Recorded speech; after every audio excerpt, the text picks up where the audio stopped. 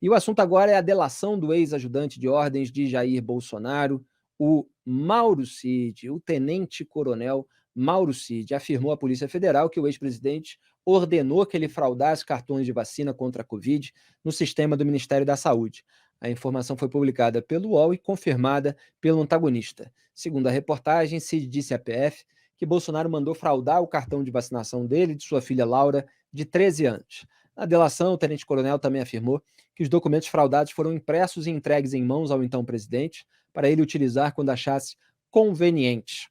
O tenente-coronel acrescentou que os dados falsos foram inseridos no sistema por servidores da Prefeitura de Duque de Caxias em 21 de dezembro de 2022, 9 dias antes do então chefe do executivo, o Bolsonaro, viajar para os Estados Unidos, que na época exigia dos viajantes comprovante de imunização contra a Covid. Wilson, esse tipo de depoimento em delação muitas vezes carece, né, de uma filmagem, um áudio, uma prova documental. Então, o alvo de uma denúncia como essa, que no caso é o Jair Bolsonaro, nega imediatamente. Não, nunca dei essa ordem. Então. E muitas vezes você tem a dificuldade de provar, depois, nesse ponto, o sujeito acaba se safando, acaba aliviado.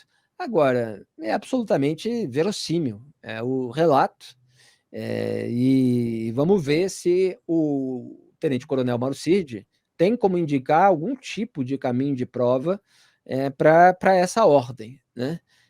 De alguém que não quis se vacinar e teve todo esse comportamento que acabou ajudando o próprio Lula a derrotá-lo na eleição, e quis fraudar um cartão de vacinação para parecer que tinha se vacinado, se isso lhe fosse pedido, né?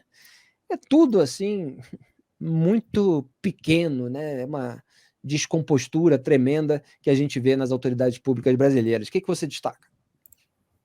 Então, Felipe, eu conversei ontem, quando surgiu essa informação do UOL, eu troquei mensagem, conversei com alguns integrantes da PF, né, para tentar confirmar essa informação, enfim, eles me deram essa informação, e o que se fala ali na PF é que o grande problema da delação do Mauro Cid é justamente esse ponto que você abordou, Felipe. Não é necessariamente o que ele disse, porque do ponto de vista do conteúdo, é uma delação devastadora. Ela compromete o ex-presidente da República em vários pontos. Esse caso do cartão de vacinação é apenas um, mas tem outros elementos em que o Mauro Cid ele indica, né, nos seus depoimentos, que o ex-presidente da República, ele foi a pessoa que determinou, que deu a ordem, né, que mandou. E ele, como ajudante de ordens, ele foi executando. Bem na linha da defesa do advogado. O advogado sempre estabelecendo essa mesma linha de defesa. Não, o Mauro Cid, ele apenas executava aquilo que o ex-presidente da República determinava. Então, sempre nessa linha. O problema é que, como é que você vai conseguir provar que houve uma ordem em situação X, com situação Y, em determinado momento histórico, ou em uma situação específica? Porque, qual o grande ponto aí? O ex-presidente da República, ele tinha ele tinha um sentimento de que ele era investigado o tempo todo. Isso era algo que era latente em cada frase, em cada expressão, em cada pronunciamento, em cada atitude.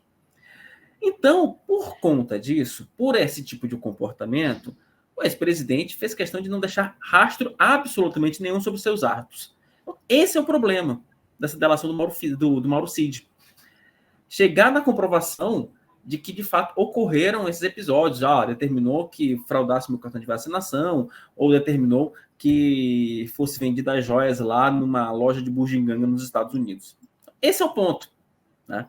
E é isso que faz com que essa investigação sobre o Jair Bolsonaro em relação ao caso da vacina, a minuta do golpe e também a venda das joias, ela cria um componente aí um tanto quanto delicado. Por quê? Porque você precisa fundamentar com elementos, né, com prova cabal, de que, de fato, houve uma determinação em tal situação, em tal dia, de que forma, sabe, foi por forma verbal, não foi por, sabe, há uma registro de mensagem, não há registro de mensagem, a ligação telefônica. Então, é uma investigação delicada por isso, Felipe, sabe? Porque você precisa realmente fundamentar cada ponto que o Mauro Cid tem argumentado. E assim, e esse é que é o grande desafio nesse momento da Polícia Federal. Eu conversando hoje com alguns agentes, eles falaram isso. O nosso problema agora é pegar esse material do Mauro Cid e transformar num elemento probatório. Porque a fala pela fala, infelizmente, não ajuda muita coisa. Porque se você for também partir da premissa do senso comum, não é, Felipe? Esses episódios que o Mauro Cid narra são episódios que, de tão comuns, já até caíram no inconsciente coletivo. Então, assim, o cidadão comum ele já imagina, não, talvez o presidente tenha determinado isso, tenha determinado aquilo, pela obviedade. Agora, o ponto é você sair dessa obviedade, sair dessa declaração pura e simples, para você conseguir chegar no elemento probatório. Esse é o desafio. E esse é o grande problema, e esse é o grande gargalo, esse é o nó que a Polícia Federal está tentando desatar nesse momento. E olha, e não está sendo um nó muito fácil para se desatar, não, Felipe. Essa é a dificuldade de todas as investigações sobre quadrilhas, de uma maneira geral, chegar ao chefe. E estou falando aqui, sem citar nenhum episódio específico, porque o chefe se utiliza de operadores para fazer o trabalho sujo para ele. Então, ele simplesmente ordena, avaliza, ele toma uma decisão, comunica de uma maneira não registrada. Eu sempre lembro aqui, vou lembrar sempre, do discurso do então Procurador-Geral da República, o Roberto Gurgel, no caso do Mensalão, falando sobre esse papel que ele atribuiu ao José Dirceu, que ele acusou ali, denunciou como chefe de quadrilha. Depois o Supremo Tribunal Federal, no primeiro momento até foi na dele, e depois conseguiu ali uma mudança e aliviou o José Dirceu da condenação por ser chefe de quadrilha, né? Acabou condenando por outros crimes, e ele passou um tempo preso até sair por indulto de Natal concedido por Dilma Rousseff, junto com Valdemar da Costa Neto. E o Roberto Gurgel, ele falou, olha, a atuação dos chefes de quadrilha nunca é ostensiva. Eles sempre dão essas decisões, esses avais, é tudo muito tácito. Os operadores têm uma atuação mais ostensiva, eles são os primeiros a serem pegos, e quando eles são pegos, em geral, ficam quietos sobre os chefes, ou quando o volume de provas contra ele é muito grande, eles sentem que vão passar muito tempo na cadeia, eles acabam partindo para a delação premiada. Mas a dificuldade de se provar o comando, ela é sempre muito frequente, seja qual for o crime. Grebe, para a gente arrematar esse tema que ainda tem a violência no Rio de Janeiro. Bom, em primeiro lugar, eu acredito na delação do Cid, porque eu disse isso lá atrás. Pois é, eu acredito, porque, como eu disse lá atrás, quando surgiu essa história dos certificados falsificados, eu observei, não é só o certificado do Bolsonaro que foi falsificado, da filha dele também. E seria inconcebível que o Bolsonaro continuasse depois, por tanto tempo, tratando o Cid como alguém de confiança, passando a mão na cabeça do Cid, dizendo por meses que o Cid era uma pessoa da maior confiança e tudo mais, se o Cid tivesse feito algo que podia pôr a filha do Bolsonaro como uma falsificadora de documento, ou como envolvida numa trama desse tipo, sem o conhecimento do Bolsonaro, perderia completamente a confiança. Não é concebível que alguém faça isso com a filha de alguém e continue gozando de confiança dessa pessoa. Só. E ainda usava o celular, né, do Bolsonaro, ainda tem uns outros ingredientes. Então, é por isso, né, porque a filha do Bolsonaro está envolvida nessa trama, a única hipótese que me parece plausível é que o Bolsonaro tenha dado autorização para que a falsificação acontecesse. Né? Então, eu acredito.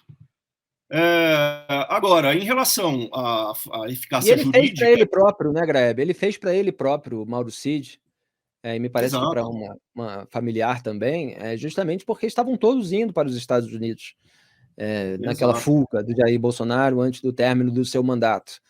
Então, assim, fez para eles, fez para o Bolsonaro e para a filha, e fez para si, para uma familiar, quer dizer, todo mundo ia junto. Assim, é muita ingenuidade acreditar que o Bolsonaro não sabia de nada. Foi de baseada, né, a falsificação ali. E em relação à utilização jurídica dessas histórias, eu endosso, né, o que o Wilson disse, acho que a análise é perfeita, né, muito difícil. Agora, a gente vai ver, eu quero ver como é que o nosso judiciário, especialmente o nosso Supremo, vai se comportar diante disso. Se ele vai ressuscitar teorias como a das provas indiciárias, que O usou domínio lá do fato. o domínio de salão, né? E que do agora domínio do andou fato. abrindo mão, nada disso mais serve para julgar casos de corrupção e de crime organizado. Vamos ver se ele vai ressuscitar para o Bolsonaro aquilo que deixou de servir nos últimos tempos para livrar a cara do Lula, né? Exatamente. Houve ferramentas ali que foram utilizadas no processo do Mensalão, e que depois no Petrolão, quando houve essa frente ampla pela impunidade, elas foram deixadas de lado. O Supremo usa conforme a conveniência do momento, conforme a capa do processo, conforme o personagem, pelo menos vários dos seus ministros. Inclusive, já houve acusação de um contra outro de fazer isso, né? Então, nós não estamos falando assim nada fora daquilo que a gente viu acontecer nos últimos anos.